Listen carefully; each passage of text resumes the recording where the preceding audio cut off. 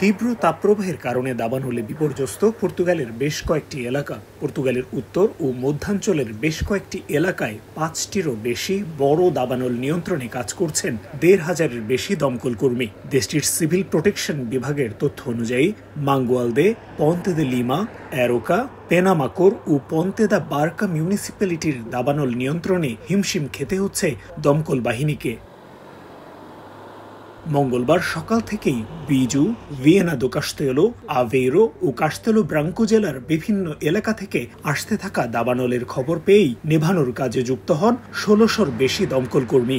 ব্যবহার করা হচ্ছে ৫০০-র বেশি অগ্নি নির্বাপক বিভিন্ন যানবাহন। কালো ধোঁয়ায় আচ্ছন্ন থাকায় বেগ পেতে হচ্ছে অগ্নি নির্বাপক উড়োজাহাজগুলোকেও। আগুন দ্রুত ছড়িয়ে পড়ায় প্রাণহানির আশঙ্কায় সেসব এলাকার বাসিন্দাদের দ্রুত সরিয়ে নেওয়া হয় নিরাপদ আশ্রয়ে।